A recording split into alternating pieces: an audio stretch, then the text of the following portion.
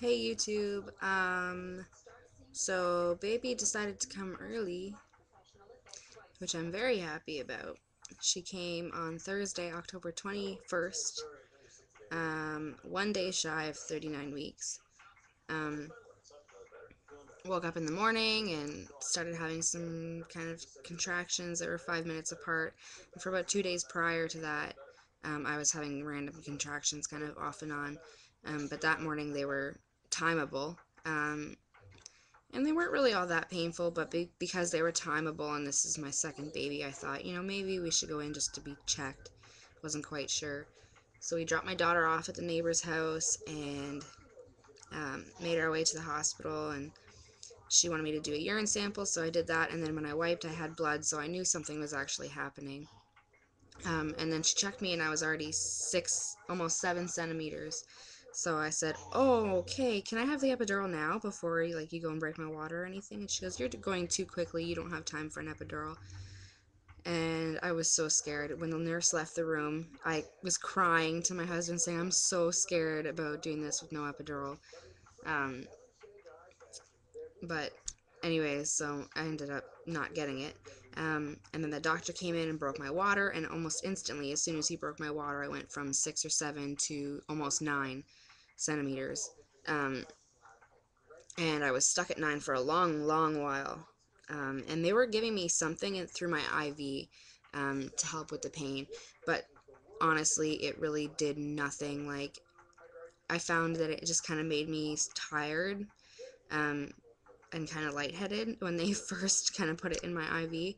Um, so, I mean, it did kind of take the edge off for maybe 1 or 2 contractions, and then that was it. It was done. So I pretty much felt everything, and they were giving me laughing gas too. But I mean, I used it through 1 contraction, and it didn't help at all. So I stopped using it.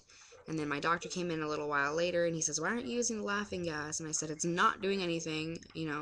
He says, "Yeah, but you should still use it because it's kind of distracting you from making you concentrate more on deep breathing," because I was in so much pain that it was really hard to breathe deep. I was kind of holding my breath, and he says, "I don't want you to do that because, you know, not only are you stopping the baby from getting air, oxygen, but it's also you're more likely to push if you're holding your breath." And he didn't want me to push too early.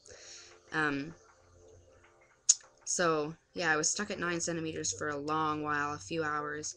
And then they were trying to get me to sit up, and she said if you go sit on the toilet, it might help get that last centimeter done. And I couldn't, man. The pressure when I was sitting up was so intense. She did get me off the bed, and I sat on the toilet, and through 1 contraction, I said, "I can't do this. I have to get up." And on my way back to the bed, I was hunched over. It felt like the baby was going to fall out of me. And they had to help me climb back into bed, and they had this bar up on my bed so I could hold onto it and kind of squat a little bit. Um, but I really didn't like it. It hurt really, made the contractions so much worse. Um, and then right towards the end, every time I had a contraction, the baby's heart rate started going down. So she gave me an oxygen mask, which got me worried because, you know, I didn't have that experience with my first. So as soon as she gave me the oxygen mask, I knew something was kind of not right. Um, and she was getting me to roll over on my left side, and then, okay, try rolling over on your right side. And her heart rate was going down. Like, it wasn't like really um really something to worry about. She said it was going down, but it wasn't like bad. Um, so yeah, that happened really quickly.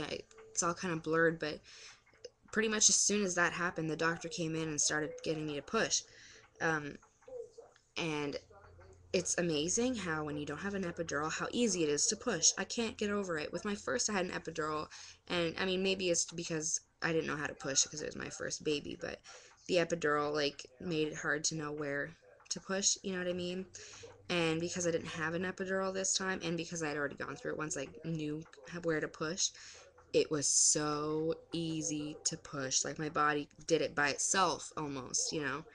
Um, and within 3 pushes, her head was out, and another push, and the rest of her was out.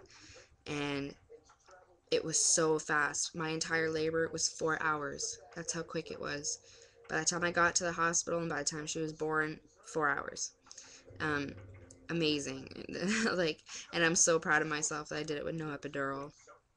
And I know it wasn't totally unmedicated because they gave me the stuff in the IV, but really, I like to think that I went natural because that thing, whatever they gave me through my IV, really did nothing. Um, so I pretty much, I say that I did it natural, even though they did give me something.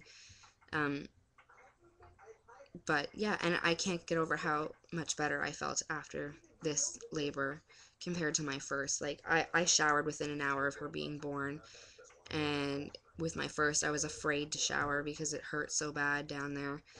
Um, I don't know, I just feel really, really good this time, and I don't know if it's because I didn't have an epidural or what, but I feel really good. Um, yeah, so, and right after she was born, too, I had a lot of bleeding, like a lot more than normal, and the doctor was a little worried. Like, there was so much that it was pooling on the bed and then dripping onto the floor, and there was a giant puddle on the floor. So he was, pushing on my stomach and trying to get the placenta to come out quicker, and then once the placenta came out, he was still pushing on there and trying to get everything out to stop the bleeding. I don't know what pushing does, um, but yeah, he was pushing all the blood out, and he was a little bit worried, so they were constantly checking my vitals and my blood pressure after and asking me about my bleeding and everything.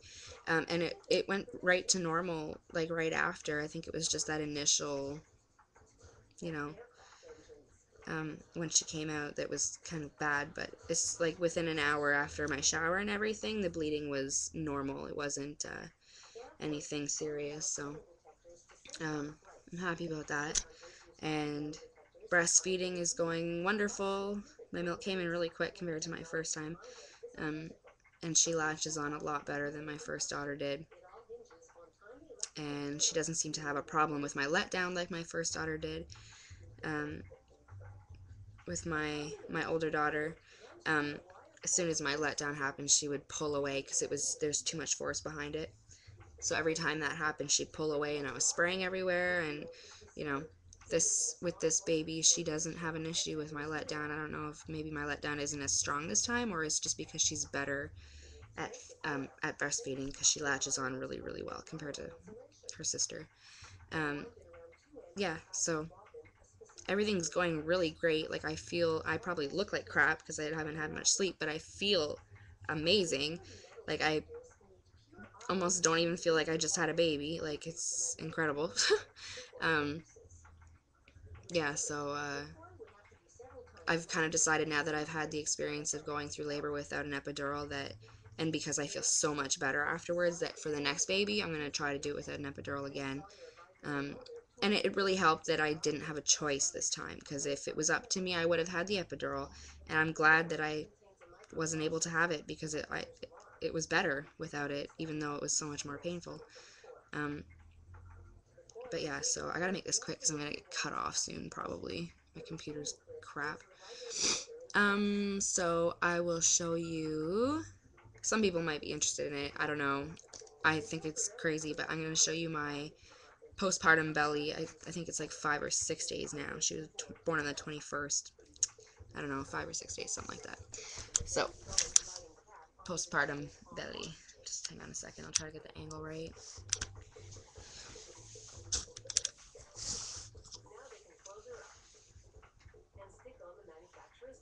So that is 5 or 6 days postpartum. And I think I look pretty good. The other night I was lying down on my back and my husband came in and says, "That is so weird because I don't see a big belly. Your stomach's flat." Yeah, it's strange how quickly your body goes back to normal. And you know what's funny is the deflated feeling you get after you have a baby. It wasn't as bad this time. Like, it didn't feel as gross. I don't know, which is weird because I'm like double stretched. But so I will show you baby Samantha. She's in his swing right now. I'll try to get a close look at her for you. There she is, baby Samantha. She was 7 pounds, 7 ounces. She was 1 ounce shy of her sister and 1 ounce under. Because my first daughter was 7 pounds, 8 ounces. Um, don't remember her length. I think they did it in centimeters, which is odd because with my daughter they did it in inches. Um, but yeah, so she's been doing really well. She's been eating like a champ, and everything's been good other than not getting much sleep. But I got cut off. Okay, bye.